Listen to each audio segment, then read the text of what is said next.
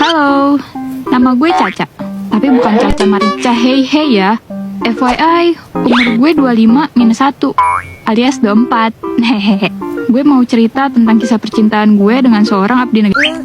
Sebut aja namanya Julian. Jadi pas tahun 2017 itu, waktu lulus sekolah, gue emang bercita-cita untuk jadi abdi negara. Nah, gue getol banget ikut latihan fisik di salah satu instansi di kota gue. Waktu itu gue emang agak picky soal pertemanan.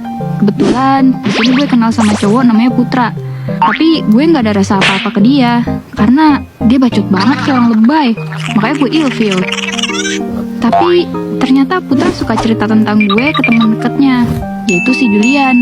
Singkat cerita, hubungan gue sama Putra udah renggang, kayak Bosi sama Gigi yang gak kompak jaraknya jauh-jauh. Naasnya, gue gagal buat jadi abdi karena gak lolos. Daripada gue menghabiskan waktu untuk nunggu pendaftaran tahun depan, akhirnya gue mutusin untuk melanjutkan karir gue di salah satu perusahaan swasta. Dan sambil kuliah juga. Di tahun 2018, gue baru sadar, ternyata gue follow-followan di Instagram sama Julian. Dia reply tuh salah satu story gue. Nah, itu adalah awal mulanya kita sering chat intens.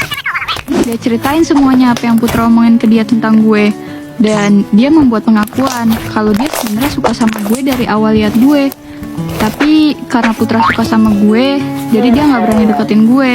Dan lebih pilih menghargai persahabatannya. Dia juga cerita kalau tahun ini dia bakalan daftar lagi untuk jadi tentara. Kalau ditanya kenapa, ya karena dia juga gagal kayak gue. Kita sama-sama gak lolos. Julian tuh orangnya asik sih kalau chatting, gak akan berhenti sampai larut malam.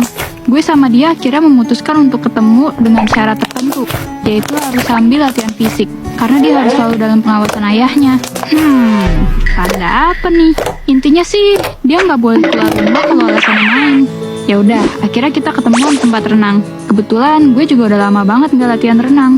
BTW gini-gini gue kalau renang mah jago ya. Kayak lumba-lumba lagi balapan liar cuy. Di lokasi juga kita nggak ada ngobrol sama sekali. Paling cuma saling lirik atau senyum-senyum aja. Soalnya ayahnya ngawasin terus. Hari itu pun berlalu dan kita lanjut chatting sampai malam.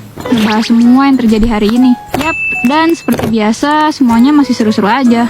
Sampai akhirnya tiba saat dimana dia harus menjalankan serangkaian pendaftaran tentara yang begitu ketat. Dan yang pasti malamnya dia cerita ke gue gimana perjalanan dia hari ini yang sangat melelahkan. Di akhir pendaftaran, yaitu seleksi penentuan dia lolos atau enggak, dia harus dikarantina selama 7 hari. Posisinya emang gak boleh bawa HP. Hasil, ya kita gak bisa saling berkabar. Apalagi bertukar video kocak dan lucu. FYI, sebelum berangkat karantina, dia berpesan sama gue, kalau lebih dari 7 hari aku gak ngabarin, artinya aku lolos dan lanjut pendidikan selama 6 bulan ya. Wah, bener-bener hati gue gelisah tiap hari nungguin kabar dia. Gue cari IG semua temen deketnya untuk cari kabar. Tapi untungnya, gue ketemu IG adiknya. Ya, sebut aja namanya Rian.